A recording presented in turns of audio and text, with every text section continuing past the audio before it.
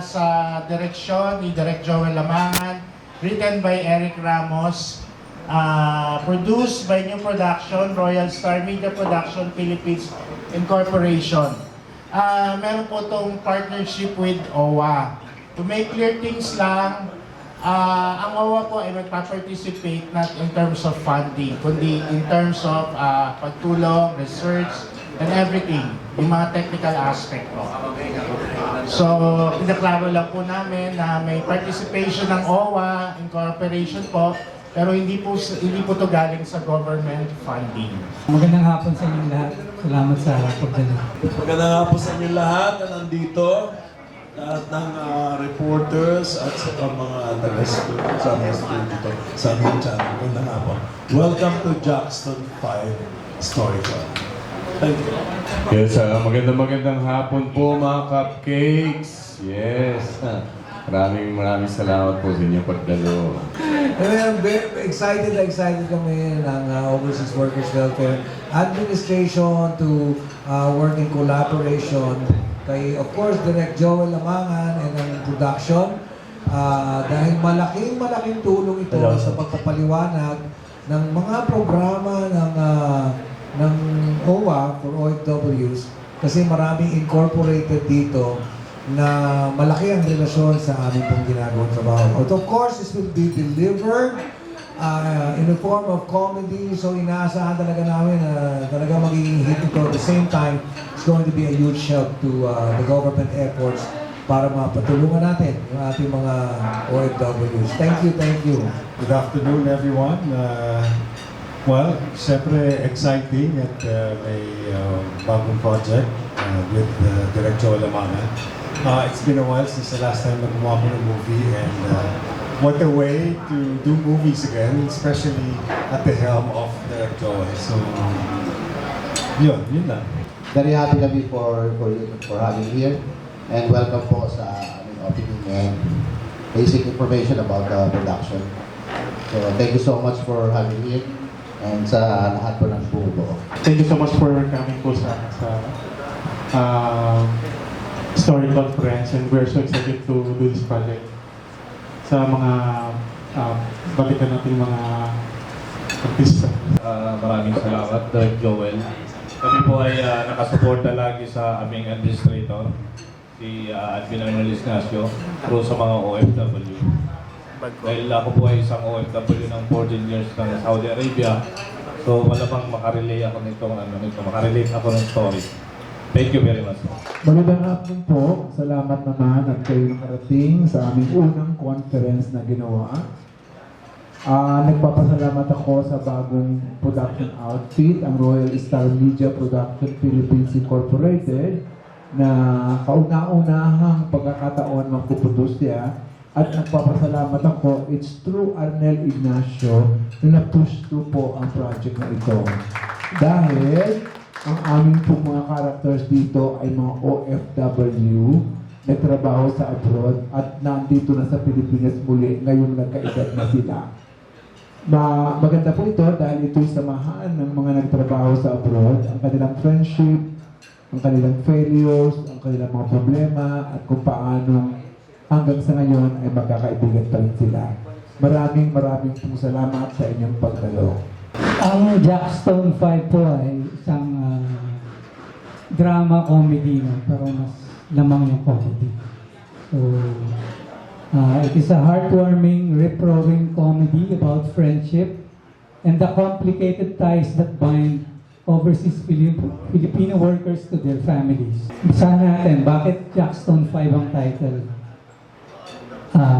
Taong 1976 na buo ang barkadahan ng 5 baklang teenager sa Barangay Kaplog sa munting bayan ng Kalayaan sa Laguna. 3 sa kanila ay wagas na binabae, pero isa sa mga ito ay takot maglaglag dahil sa pagmamalupit ng amang galit sa bakla. May 2 tigasin sa kanila pero berde rin ang dugo. Nagbanding silang 5 sa larong jackstone at sabay-sabay silang nangarap na makapagtrabaho sa ibayong dagat. Nag-Valentine concert sa Pilipinas noong 1976 ang Jackson 5. ang iniidolo nilang singing group na pinangungunahan ng binatilyong si Michael Jackson. Nang tumuloy ang Jackson 5 sa Pagsanhan para magbakasyon, naglakad ang mga baklita ng 6 na oras mula sa Barangay Kaplog papuntang Pagsanhan at balikan para lang masilayan ang sikat na magkakapatid. Umuwi silang luhaan. Pero kahit papaano, nakaisip sila ng magandang pangalan para sa kanilang grupo. Jackstone 5. So, actually, ang simula ng pelikula is 49 years later. No? So, summer 2025. Ngayong seniors na silang lahat, muling magkakasama ang 5 magkababatang bakla sa isang holiday weekend sa Pagsanhan. Matagal na silang hindi nabubuo dahil 4 sa kanila ang nagtrabaho sa iba't ibang bansa. Pinakamatagal sa abroad si Felix, head nurse sa isang ospital sa Doha, Qatar. Kakaretiro lang niya at sa wakas ay uuwi na sa Pilipinas. Sa airport, matinding pasabog ang salubong sa kanya ng 4 niyang kaibigan, sina Naldo, Bruno, Pido at Remy. Mula sa airport, tumuloy sila sa isang fine dining restaurant sa Nuvali na pag-aari ni Bruno. Last year lang nagretiro si Bruno matapos magtrabaho bilang sous chef sa mga hotel in 3 famous cities in 3 different continents. Nag-breakfast ang Jackstone 5 Senior Edition at nagsimula ang masayang pagbabalik tanaw sa 5 dekada ng kanilang pagkakaibigan. Inusisa ng grupo kung maninirahan na sa Pilipinas si Felix. Hindi pa raw ito sigurado dahil permanent resident na pala ito sa Qatar. Napag-usapan din na biyudo na si Naldo matapos magtiis sa closet for 36 years. So, boss siya ng isang security agency at may tinatago siyang boyfriend na security guard. Matapos ang mabilis na agahan, bumiyahe na ang Jackstone 5 patungo sa Kalayaan, ang kanilang hometown. Sumaglit sila sa kanilang alma mater na high school kung saan nagturo si Remy ng araling panlipunan bago siya nagtrabaho bilang domestic helper sa Hong Kong.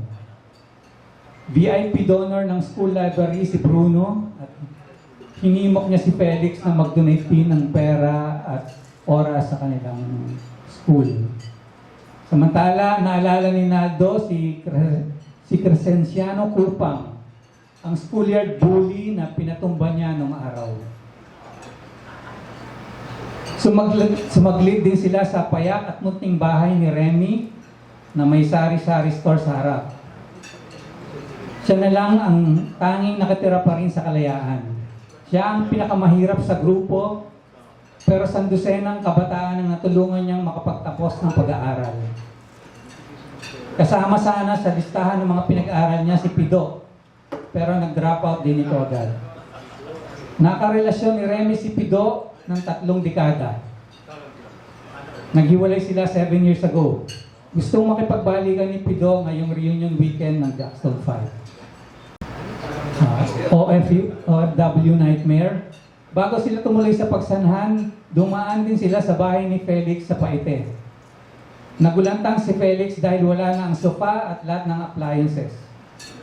Binenta pala ng younger brother niyang drug addict. Ipinaaresto niya sa pulis at ipinakulong ang kapatid. Sa sobrang dalamhati, gusto na lang niyang bumalik agad sa Doha. Pinakalma siya ng mga kaibigan at kinumbinsi na isang tabi muna ang problema. Sila ang bahalang magpasaya sa kanya. So essentially, ang buong pelikula is what I call a laugh trip down memory lane. At Riot nga ang outing nila sa Pagsanhan. So this is part road movie, part travelogue. Riot yung outing nila sa Pagsanhan. Pasabog ang paligsahan ni na Felix at Bruno para sa atensyon ng isang gwapong bankero. Sa wakas ay maglaladlad na si Naldo at magkakabalikan naman sina Remy at Pido. Pero may mga luma at bagong sigalot na mauungkat sa mga relasyon nila sa kanilang mga pamilya. May sikretong mabubunyag at magdadala ng panganib at susubok sa 5 dekada nilang pagkakaibigan.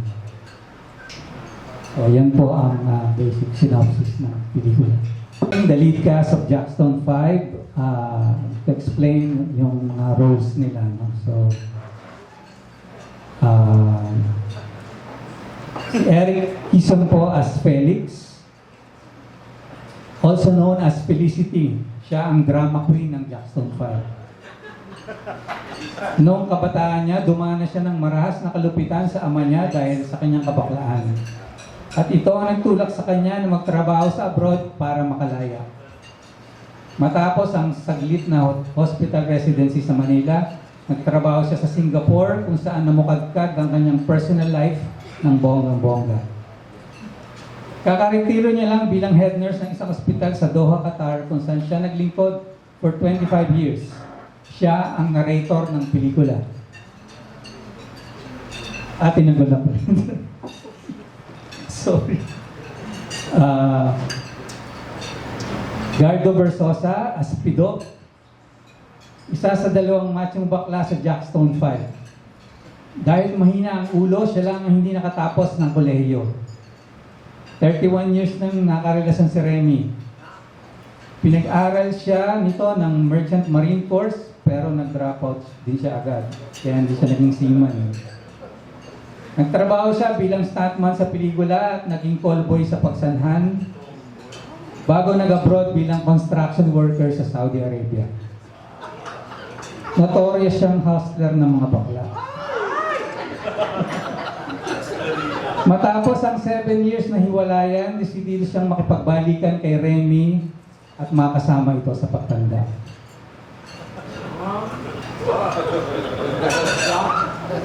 Arnel Ignacio as Bruno, ang comedy queen ng Jackstone 5, alias Bruna, Bruha, Bruhilda, hanggang naging Hilda na lang. Nagtrabaho siya bilang sous chef sa Sydney, Barcelona at Abu Dhabi.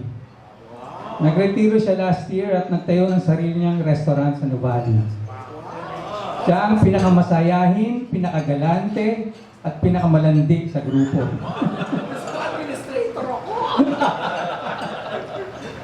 Hanggang ngayon, idol pa rin niya si Michael Jackson.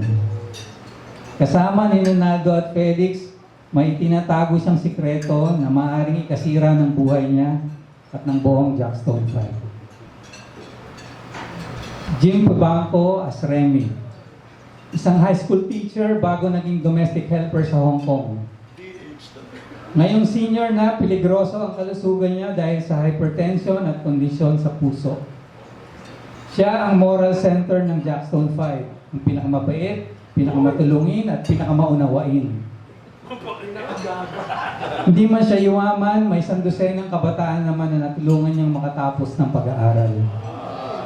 Masyadong masalimuot ang love story nila ni Pido, kaya sumuko na siya 7 years ago. Pero paano kung mukhang tumino na nga yata ito at sadyang mapilit na makipagbalikan? Direk Joel Lamangan as Naldo. Siya ang pinakamatapang sa Jackstone 5. Ang sandigan ng mga kaibigan laban sa mga bully. Tanging miyembro ng Jackstone 5 na hindi nag-OFW. Chief Training Officer siya ng isang security agency kung saan may tinatago siyang boyfriend na isa sa mga tauhan niyang secure. 36 na taon siyang nagtiis bilang closet queen sa isang loveless marriage. Hindi pa rin siya naglaladlad matapos mabiyudo 6 months ago. Pero sa wakas, may makikilala siyang lalaki sa Pagsanhan na magtutulak sa kanya palabas ng closet. So, yan po ang limang mga bida sa ating pelikulang Jackstone 5. Ganda ng mga kwento ng bawat isa. Ngayon po ay open na po ang floor para sa ating media. Kung sino po gusto magtanong, pwede na po tayo isa. Kay OWA Director Ana Ignacio, matagal na nawala sa pag-arte. Na-miss mo ba yung kayo? Oo, kaya nga, ginawa ko ng paraan. Makasingit lang ako. Seryoso kasi, well, talaga namang namimiss ko yung buhay ko sa entertainment scene. Plus namimiss ko rin nakikita uli yung mga movie writers. In fact, kahit nga si Ernie Indrilin, namimiss ko eh. Hinahalbatan ako. And generally, namimiss ko yung buong mundo ng show business. And at the same time, nakakatuwa na merong project ngayon na walang ka-conflict sa ginagawa kong work in government. So this is a perfect vehicle para masatisfy ko kung ano yung namimiss ko, at the same time deliver the services that I need to do. Kayo lahat nakaganap na ng A-roles, di ba? Sa palagay nyo, yung mahirap o challenge sa inyo, nagampanan na gay role. Yung anong klase ng gay role? Kasi iba't ibang klase ng gay, di ba? Merong landag, merong kaminta, merong screaming fagot. Ano yung sa palagay nyo yung klase ng gay role na sa palagay nyo bet na bet yung kampanan o hindi ba kayo yung nagkampanan? Si Phyllis kasi, just like what our writer said, Eric, siya yung drama queen, di ba? So, maarte siya.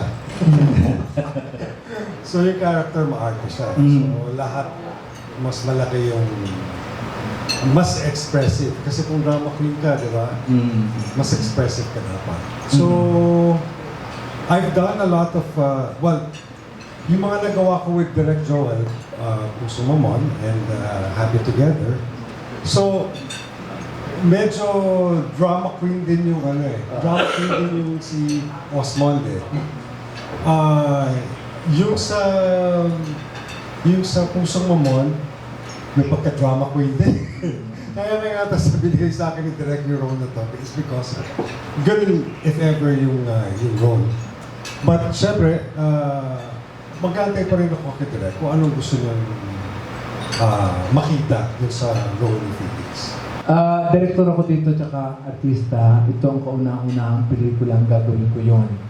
Sa 3 dekada ko ng pagdidirect na ng pelikula, ngayon ako gaganap na artista at the same time director. Nakarelay ako dun sa aking mga tao sa ikatatagumpay ng buong kabuuan ng pelikulang ito. Gaganap akong bakla. Diyos ko, gumaganap na akong bakla sa TV araw-araw. Di ba? Pero iba't ibang klase kasi bakla. Si Roda yon. Hindi ito si Roda. Ang aking gagampanan ay magpabuko. Nagawa ko naman yun ng pagkatagal-tagal sa Cavite. Diyos ko, naging core commander na ako, di ba? So, hindi yun mahirap sa akin. Ang mahirap sa akin, yung final na nabuko na ako at malayang-malaya na ako naging bakla. Mas higit pa yung dapat kay Roda. Yun ang challenge sa akin. Naintindihan mo na. Oo naman. Thank you. Paano mong gagawin yun? Ikaw yung director at saka ikaw yung mag-aarte. Ba't ipapaliwanag ko? Sige, manood ka muna. Panoodin mo na lang lahat. Oo, ako, director ako at arte. Panoodin mo lang lahat. Hindi ko mapaliwanag sa'yo ng detalye kung paano gagawin. Ano ba ito, eskwela? Oo, ha? Panoodin mo na lang lahat. Thank you. Hirap na hirap akong gumanap ng bakla, actually. Bakit? Ano ba ang iaarte ko rito? Yung role ko, yun naman ang tunay ko pagkatao. Baka mas mahirapan pa ako kung sabihin mo yung nagtatago. Yung nagtatago.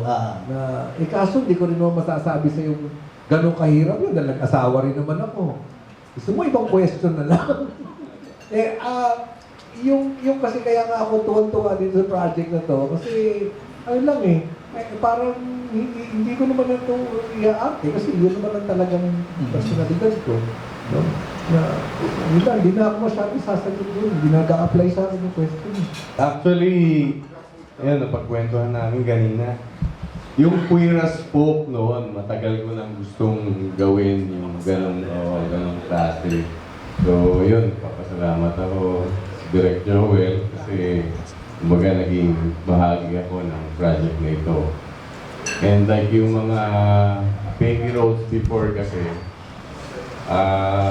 loud siya eh. So, kumbaga, mas parang klaro yung detalye na unlike ito, kung paminta. So, masarap gawin, masarap trabahuin. Kumbaga kakaiba dun sa mga ginawa ko before.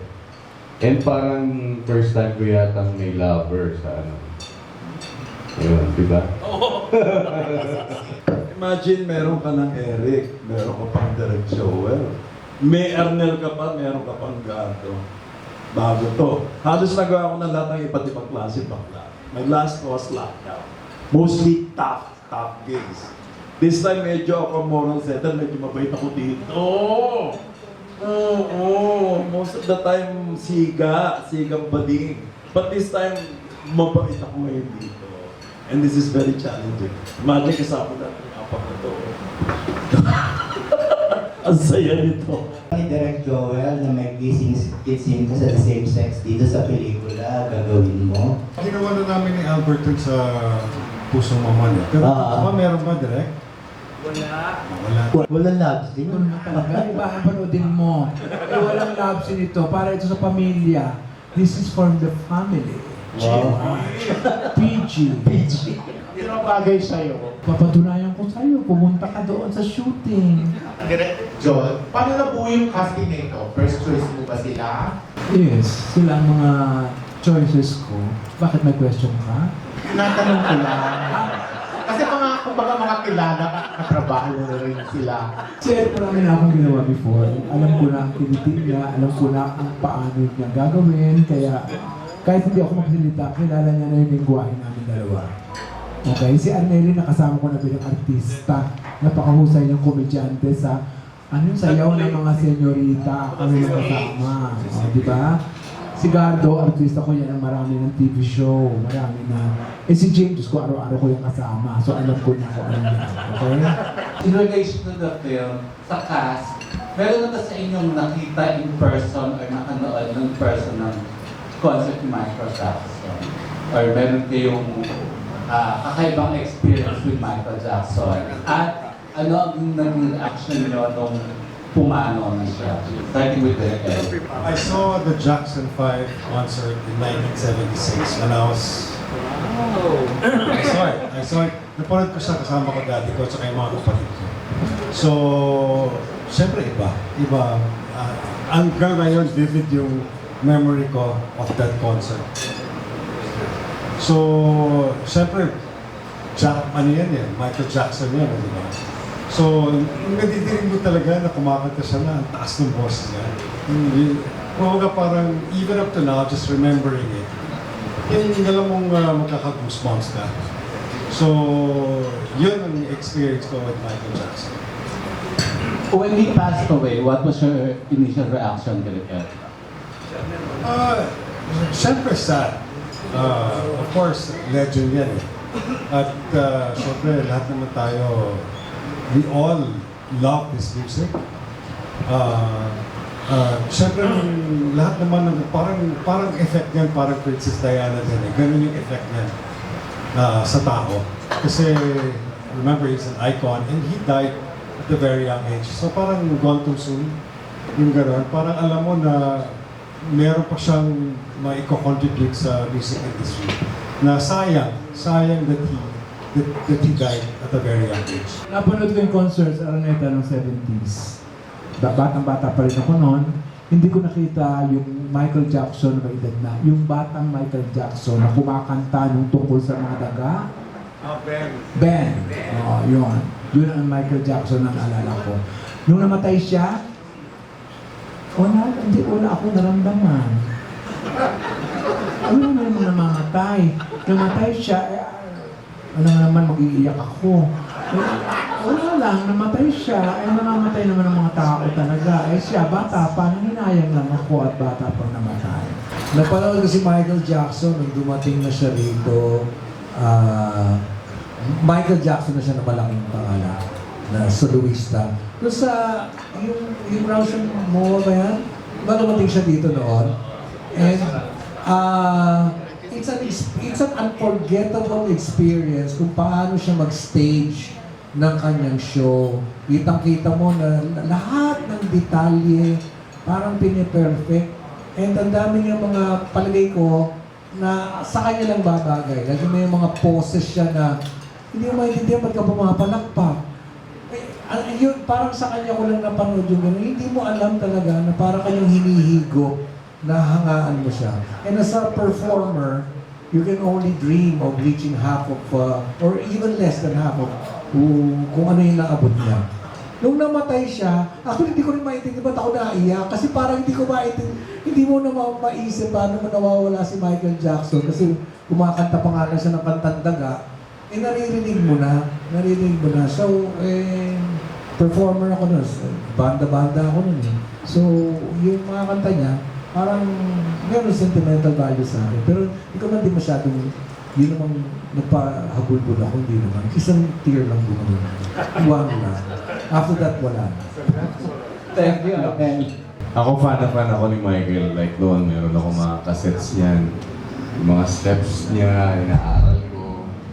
So, nung time na nawala siya, mabigat sa akin kasi parang hindi siya namatay ng katandaan.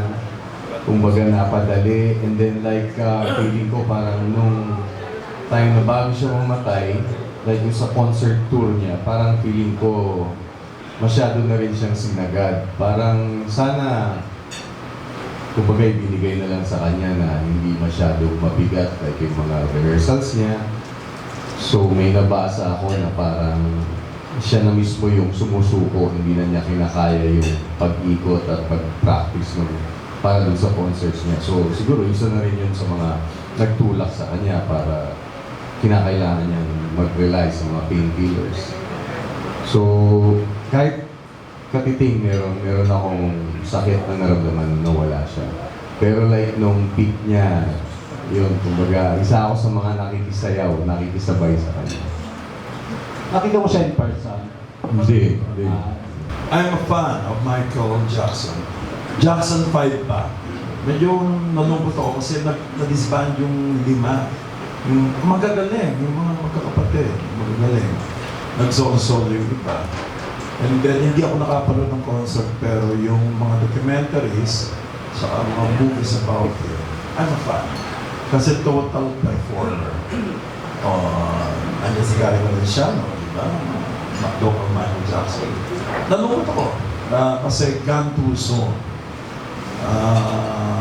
I'm a fan. Alam ko halos lahat ng kanta ni Michael Jackson. Thank you.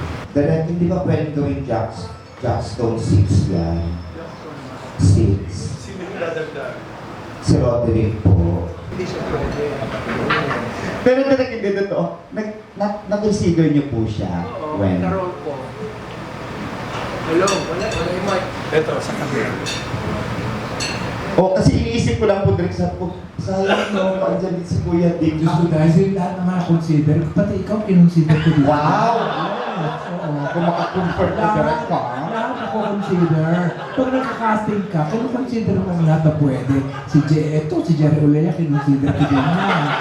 Ngayon, pinag-isip-isipan ko, hindi pwede itong mga ito. Kaya na iba na. Oo, gano'n naman. Lahat ako consider. Oo. Siyempre, lahat consider. Si Gorgie.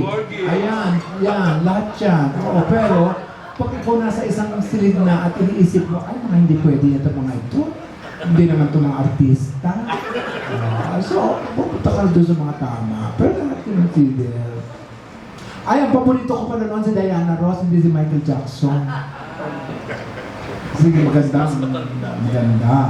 Parang napaka-interesting ng kwento. Halos lahat kami dito nakaka-relate siguro sa pelikula. Ano lang ako direct kasi kung paano yung atake mo sa nobela, magiging interesting din sa mga kabataan. Kasi I'm sure baka hindi na nila alam ang Jackson 5, hindi na rin sila familiar sa laro ng Jackstone, at saka sino yung iba pang dagdag sa cast na para pambata, at sino ang mga leading men dito? Dalawa ang time frame nito. Opo. Bata sila, di mga bata ang artista. Hindi naman sila pwede magmukhang bata. So bata talagang artista, 13, 14, 15 years old, 16 years old. Mga kilala na sila direct, may napili na po kayo? Ayoko ng kilala kasi may attitude. So yung mga bata pang wala pang attitude na pwede kang bulwan-bulyawan na hindi magagalit ang station. o ang manager na mahuhutok mo para maging mahusay na artista, yun ang mga artista ko. Pero meron din kaming mga support na may mga pangalan. Ngayon, paano ba? Iba naman ang tekstura ng lengguwahe ng bakla ng 70s. Iba naman ang tekstura ng lengguwahe ng bakla ngayon. So may diferensya yun. So makikita mo ang period sa pamamagitan ng pakikipag-communicate nila sa isa't isa at ang mga happening na nangyayari sa period na yon. Halimbawa, noong 1970s, di ba, naglalaro sila. Ano bang nilalaro? Little Sunny Walker, sleeping on the corner. Wake up and wash your face and run. Di ba? Nilaro mo yan, Direk? Oh, shake it to the right, di ba? Point to the boy that you like best. Laro ng mga bakla yan. Wala yan ngayon. So, may introduce sila sa mga ganoong mga nangyaring bakla na mga lengguwahe at laro noong mga panahon na yon. May mga flashback in the 70s. Meron lalong bending. Sino sa inyo nag-bending dito? Chinese Garter. Oh.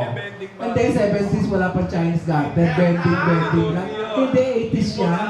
Magaling ako dyan, Direk. Kaya nga. O yun, bending. Papakita lahat yan. Piko, papakita lahat yan. Kending, papakita lahat. Ano yun? Bulaklak na namumukha. Ano yun? Paano? Bumuka ang bulaklak. Yan, makakanta na. Bumuka ang bulaklak. Yan, makikita lahat din yan dito. So, iba ang lengguwahe na ngayon kasi sila yung ngayon. Yung mga bata, yung nung 70s. Para maka-identify yung nung araw, as yung ngayon. So, yung mga batang bading ngayon, ang mga tipong Aura Brihuela, mga tipong ganon, may papakita kayong ganon. Mahuhusay na bakla na bata ang nakuha ko. You will be shocked. You will be amazed. Mahusay. Oo. May mga eksena kayo sa pupunan din sa ibang bansa, may mga isushoot. Oo, sa Republic. Oo, pupunta kami sa Republic of Pagsanhan. Ay, ang layo. Layo nga. Doon, sa Republic of Pagsanhan, sa Republic of Paite, Laguna, sa Kalayaan, hindi sa West Philippine Sea. So wala na mga eksena ng mga Qatar, yung mga ganyan, wala na po. Mga Singapore, wala na. Ikwento na lang. Wala Or na materials doon. na lang. Wala na doon. Dito na lahat. Kasi umuwi na nga sila dito, retired na. Di ba kayo nakinig? Ay, nakinig kami direct. Ang daming nabanggit na bansa, ha? Retired na, galing Singapore, retired na, galing Qatar, galing Doha, retired. Pero yung shooting doon, Diyos ko tayo, wala naman kaming budget para mag-shooting doon. Ay, Royal Star Media. May Royal na, may Star pa. Sa susunod, Mukhang malaki yan. baka sa susunod, hindi dito, hindi importante na mag-shooting ako sa abroad. Sa tingin mo, direct, makakatulong talaga si Roda dito sa promo ng pelikula. Hindi ako magsasabi niya, yung producer. Oo, sila. Oo, sabi nila, oo. Makakatuloy yung pagiging Roda dahil popular si Roda ngayon. Kahit saan ako magpunta, hindi na direct ang tawag sa akin, Roda. Oo. Mga nagpapapicture, Roda. Hindi direct. Hindi na ako ilala bilang direct. Oo. Makakatulong. I-guess mo dyan direct si Coco, saka si Charo, or si Chesa. Isasama ko. Oo, i-guess mo sila direct. Mas Oo. masaya. Sasabihin ko ang mga pangalan nila. Tangkit lang. Man, malay mo, di ba? Oo, mali mo baka pagbigyan ka ni Coco, di ba? Yes. Oo, para mas masaya. Oo. Mukhang masaya ito eh. Oh, thank you, Direk. Salamat. Kay, specifically, ano talaga yung partisipasyon ng OWA dito? Since nilinaw kanina nga ni Dennis na hindi nga mag-finance, hindi mag-finance sa OWA. Pero it seems na yung sa mga taga-Royal Star Media ay part ba sila kung ano ba ng OWA or hindi? Pero itong part ng OWA, ayan, yung nilapit kong kaso kanina, ito na resulta. Ito na, oo. Naayos lang yung kanyang huruf case, naayos na rin yung ticket, but it will take 3 more weeks. Ay, yun ha, yun ay salamat naman, Direk. And pag hindi ka na nervous eh, kung safe siya, kikukup-kupin na ng OWA sa aming shelter. Pati Ay, ito, talaga, bibigyan na. Direk. Thank you Yes, naman. syempre, yung Royal lang, wala silang yung production company, kilala sa OWA. Ang role ng OWA kasi, syempre there will be a lot of technicalities dahil mga OFWs, ang role ng karamihan sa amin, so yung kanilang mga kakaharapin na mga sitwasyon, kailangan tama eh. So yung mga yung pag-uwi ni Felix, paano ba ito hinahandle kung siya ay magre-retire na. So there will be a lot of things na merong kinalaman sa Overseas Workers Welfare Administration. So kami tumatayong parang consultant. And then kung sakasakali may mga pangangailangan, permits, facilities, at least makakatulong kami para mapadali yung pag-shoot. Baka dadalhin ng OWA ito sa ibang bansa. That's the grand plan. Kasi nakakatuwa nga kasi ang daming, kahit na nakakatawa yung line ng kwento, mako-cover yung mga pangkaraniwan na hinaharap na sitwasyon ng mga OFWs like Felix, ako, Remy, na ito, yung pagtatayo ng Sari Sarson, napaka, stereotype na ginagawa ng OFWs. Umuwi ng nalustay na pala yung lahat ng pinaghirapan niya. Yan, araw-araw din namin na kinaharap. So, kung ano man yung magiging rekomendasyon namin, maipapasa ba incorporate sa storyline. Kaya ang laki-laking bagay nito, malaking bagay sa support sa information dissemination ng overseas workers. Yung mga tanong ko, bakit hindi ko tinanggap yung project na ito? Ilang po. Ako rin ang sasagot. Dahil nga sa aking paliwanag, meron akong earlier commitment. Kay Eric Ramos, ang aking question. Eric, hello. Nakailang pelikula ka na kay Direk Joel, kung natatandaan mo? Hindi ko na Hindi mo na rin actually, pero definitely more than 10. More than 10? Oo. Ilan na yung committees doon?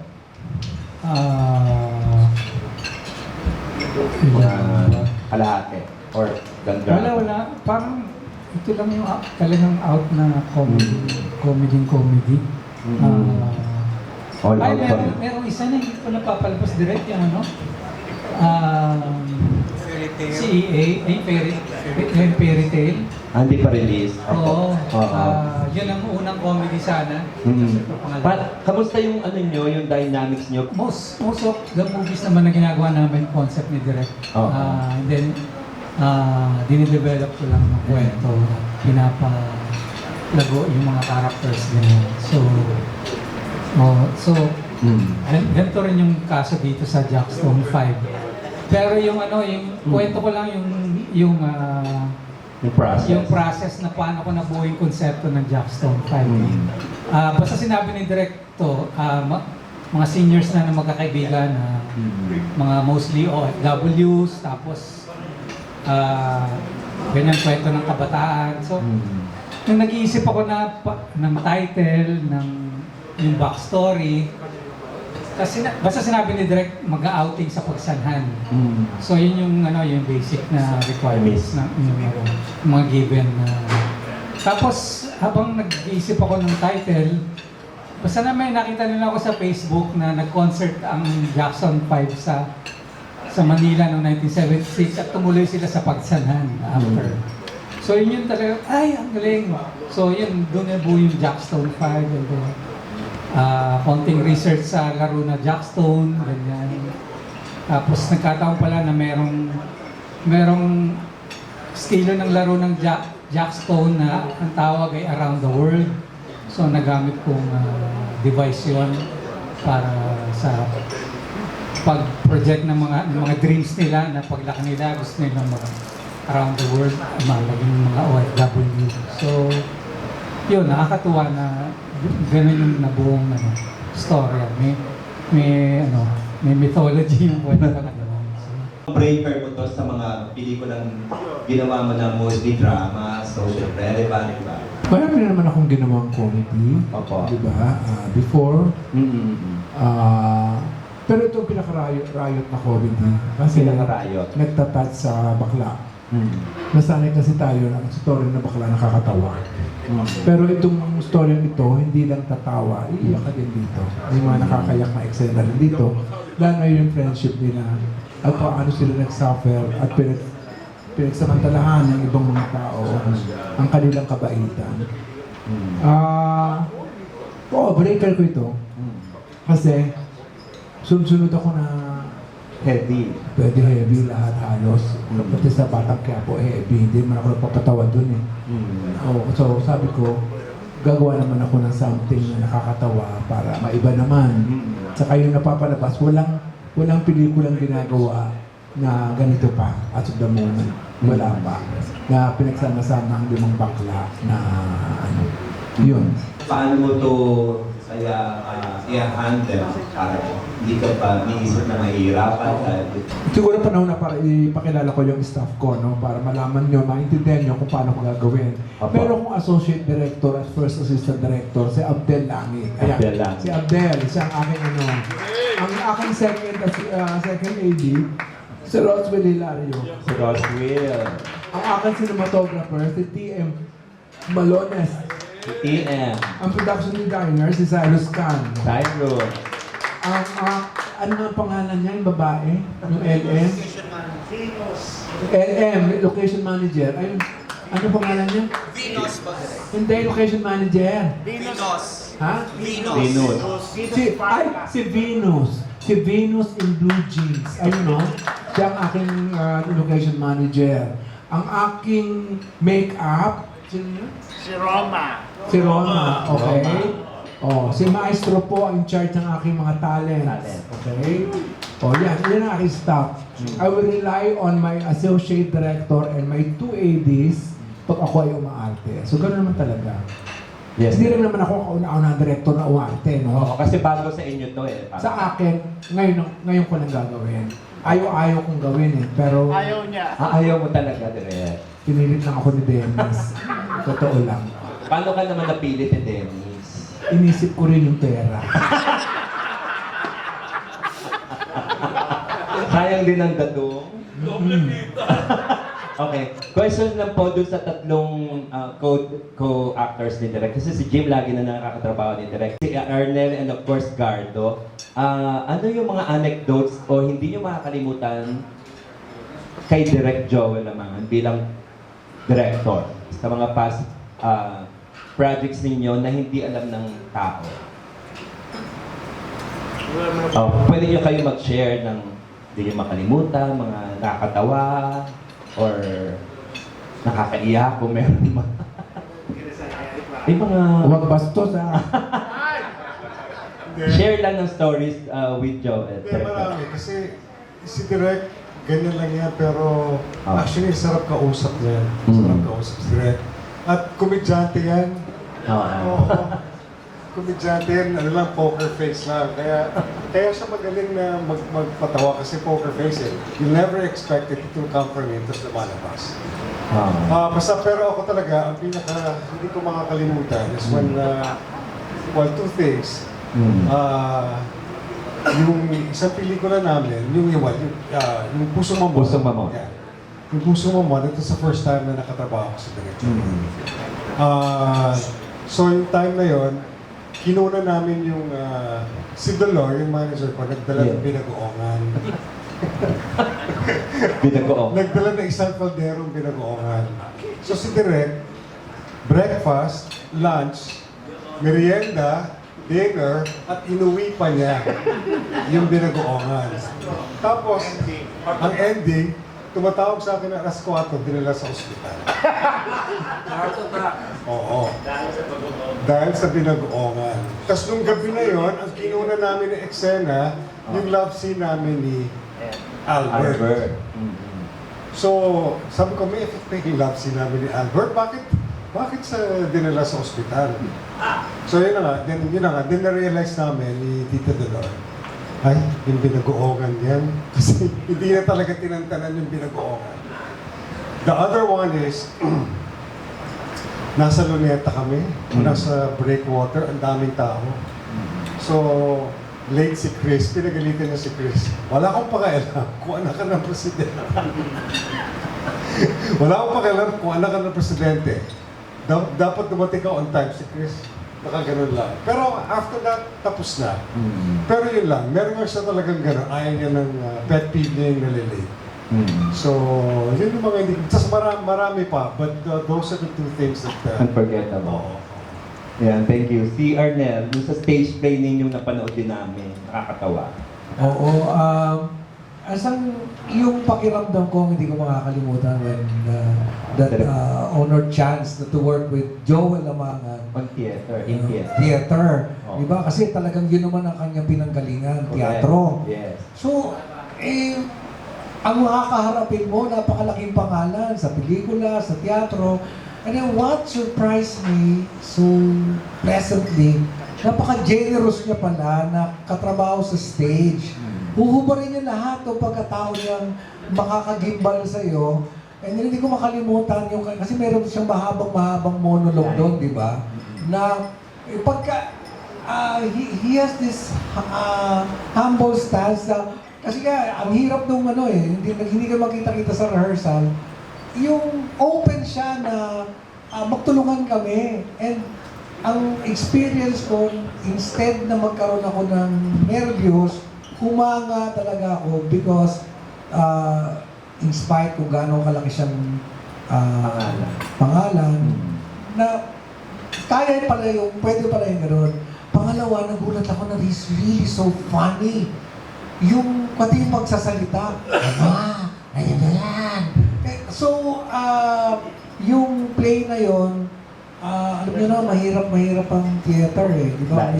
Gusto mo mag-break. Ito yung trabaho, yung you look forward na ito na naman, gagawin na namin yung susunod. Because of that experience. And humanga talaga ako, ibigay mo fan. And then, maya kwento ko ng kwento sa ako nakakatawa yun, si Direk Joel. And pangalawa, meron akong kaibigan na alaalaga ko pa way back sa Chibugan na had a chance to work with Direk Joel. Nagkaroon ng time na pinay time siya ng isang artista, binuhusan yata siya ng dugo, bla bla bla. Ano mo na yung mga maliliit lang na si Direk Joel nagalit at siya yung pinagtanggol. At hanggang ngayon, Direk, di ka niya makalimutan, mahal na mahal ka naman si Bandang. Paulit-ulit yung naiwan mo sa kanyang pakiramdam na napakapatas at napaka mapagmahal sa mga ganung uri ng trabahador sa pelikula. So yun yung mga nakarehistro sa akin. Kaya itong magkakaroon ko ng proyekto, karagdagan na naman ng kaligayahan ito. An honor to work with the great Joel Lamangan. Yan. So, sobrang excited si Arnel. Si Gardo, pang ilang beses mo na itong nakatrabaho si Direk for a film? Film...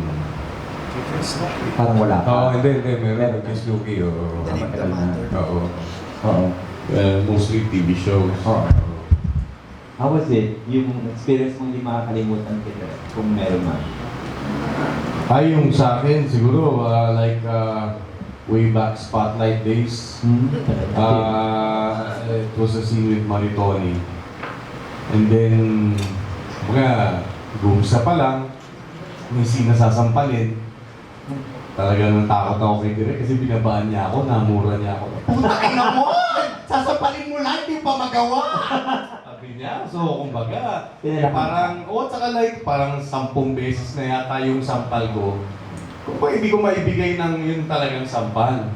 Hanggang sa sabi ni Maritoni na, sige na, para matapos na to, sampalin mo na ako, sabi niya. So yun, kumbaga, pero after nun, kumbaga, yun na, malambing na ulit si Direk, pero kumbaga, nagmarka sa akin yun. So from then on, tinandaan ko na pati yung mga sampalan na scenes, ibigay mo ng bongga-bongga. Pwede ito tawagin. Diba? Oo. Safe. Oo. Tapos meron pang isa. Direct share ko lang ito.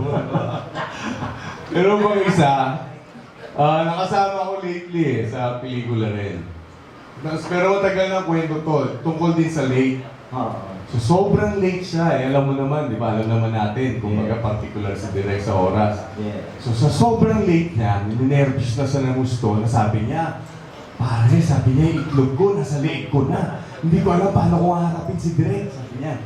So parang di pa dating na siya sa set, like siguro mga parang 3 hours late na siya. So dating-dating na yan. Nakamaakos na siya. Direk! Dating daw niya kay Direk, smack na si Direk. Sorry bro, Direk. So sabi daw sa akin, sige, magbihis ka na doon, magbihis ka na, kailangan kita ngayon. Sabi niya, buti na lang, sabi niya. So, kumbaga, ano rin ako doon sa kwento niya na talagang si Direk talagang particular sa oras. Kaya hindi pwedeng parang ibabaliwala mo lang siya. Sino daw yung artista niyo, sabi ni Direk Arman? Mamaya sabihin sa inyo. Thank you so much po. Thank you. Ay, may nakalimutan akong introduce na staff ko. Yes, Si Direk. Cyrus Khan at saka si Rabel pala ang production designer ko. At saka si Rufa Solweta ang aking costume. Meron pa bang hindi na-introduce? Miss Jude. Ay! Ano ba siya? Si June de Guzman. Production coordinator. Production coordinator si June de Guzman. Ayan, okay. The legend. Okay. Sino pa? Wala na? Yung mga producers po, ano po ang nag-engganyo sa inyo na mag-produce? Considering na yung movie kasi ito natin medyo hindi pa stable ka. Sa amin kasi gusto namin din na pag gumawa kami ng isang pelikula, yung papatok talaga sa buong, hindi na sa Pilipinas, kahit sa ibang bansa. So yun yung target namin. Kaya yun na nilatag sa amin yung mga OFW kasi may mga kamag-anak kami OFW. So yun yung gusto namin. At ang isa sa mga pinag-usapan namin dito sa production, na gusto namin yung nakakatawa kasi lahat may action na, marami na namatay, mga gano'n, marami ng drama, marami na nasampal. Kumbaga dahil sa marami ng luha, ito naman, tatawa ka at makakaramdam ka rin ng parang makaka-adapt yung maraming OFW or mga nagtatrabaho sa ordinaryong mga Pilipino. So yun yung gusto namin i-produce at magiging successful naman to and we will not stop to produce more mga pelikula. So yun po yung sa production namin na pag-usapan namin. So ito, very excited kami to produce this. We are planning, we have Pelikula pa rin. yes. Of course. Pero saka na po yan. Dito po Ito muna ang Jackson. Yes. Pero this year pong target na showing po ninyo ng... Depende po kay Direk hanggang kaya nila. Kami naman is nakahanda naman kami. Kaya kung kailangan mag-shoot sa ibang bansa, wala naman yung problema. Pero siyempre, naka-direct naman yun. Eh, dahil nga meron mga naka-line up, kailangan namin i-maximize siguro. Hati-hatiin yun. The movie is about OFW. So, at one point in time po ba sa buhay ninyo, nangarap din po ba kayong maging OFW? Hindi ako nangarap maging OFW. Nangarap ako, ano bang pinangarap ko? Makatapos ng pag-aaral, hindi mag-OFW. Kaya nag-UP ako, kung saan ako university nagpunta. Ako nag-UP, nagbapuwa ako, nag-ICUM ako, nag-UE ako, nag-PCC ako hanggang UP. Pero may mga kapatid ako nag-OFW. Nag-Saudi, meron ng Oman, nag-Middle East, may mga kapatid ako. Pero ako, hindi ako nangarap mag-OFW.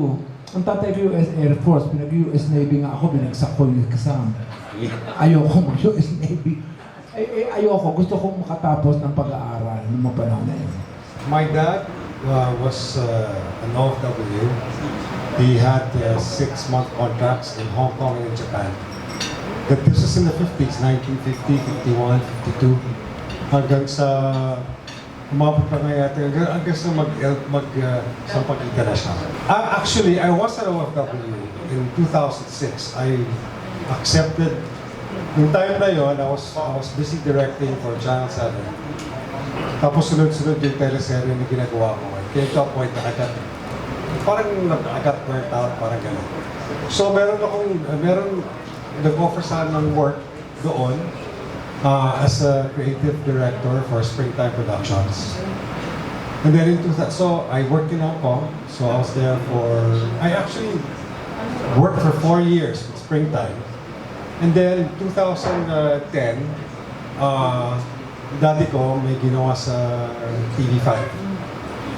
Tapos, kinuha ko ng TV5 to direct that show, Pido's Wonderland for TV5. So, ang boss namin was Manny Pangilinan. So, sinabi ko, pwede ba na i-continue ko yung contract ko? Even if I was working in Manila, for TV5, yung kontrata ko was based in Hong Kong. So, yeah. So I was For a while. yeah. So basically, yung kontrata ko was 4 years. So bali 8 years ako nagtrabaho sa Hong Kong. And then after that, I was producing shows in Hong Kong. So if you consider that an OFW, then yeah. Pero hindi ko pinangarap or never nag-cross sa isip ko na mag-OFW or to work abroad. But if I remember correctly, basta nung bata ako, gusto ko mag-aral abroad. Pero hindi ako pinayagan ng daddy ko. Ayaw niya. Nakalimutan ko, oo, nag-OFW pala ako. Nakalimutan ko, nagtrabaho ako sa Sydney bilang artista. Kinuha ako ni Peter Weir sa Sydney sa pelikulang The Year of Living Dangerously with Peter Weir, Mel Gibson, Litangan. 6 months ako doon. Nagtatrabaho ako sa Australia. Yun ang aking pagiging OFW. 81 yata yun. Parang nasa movie din po yata si Kuledesma. Si Kuledesma, si Doming Landicho, kami yun. Si Beko Rocco. Ha? Ano? Hindi ko intindihan sinasabi mo. Dina Bonetti daw. Dina Bonetti kasama. Wala siya doon. Ibang pelikula sinasabi mo dahil. Iba yun, Dangerous Lives. Mali-mali. Hindi. Mali lahat ng sinasabi mo. Hindi. Ako, nagtrabaho 6 months mahigit. Kasi nung nandun kami, we were forced to stay because nag-strike ang mga workers ng airport. So we were forced to stay for so long. At sumasweldo kami kahit walang shooting. That time. Mel Gibson. Yun nga ako pala naging OFW. Thank you. Parang ako yata ang walang karanasan sa OFW.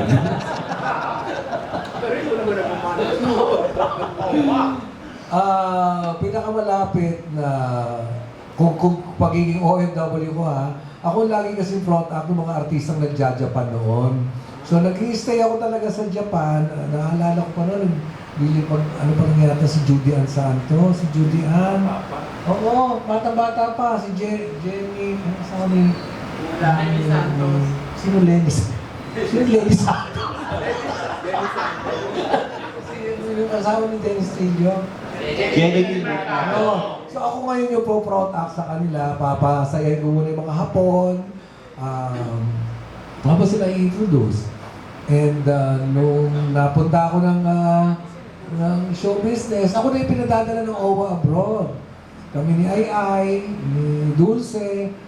Akalain ba naman ako magiging head nitong OWA. So araw-araw ito na trabaho ko. In fact, kahit na nag-i-interview, naghahanap na ang dami na ako ng welfare cases na nasosolve dito eh.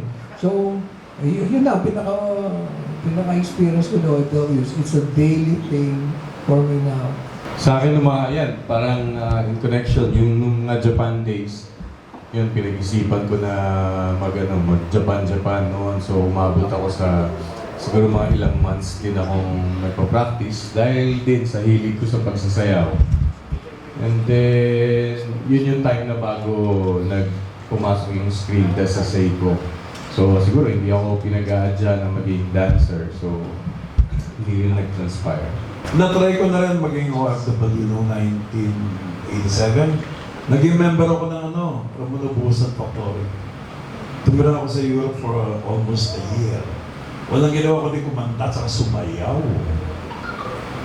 All over Europe, sabi ko lang, audition lang para makamakuha, makapag-travel ng libre. All over Europe. Napili naman, thank God. Almost a year. Kahit pa paano naranasan ko pa paano maging OFW.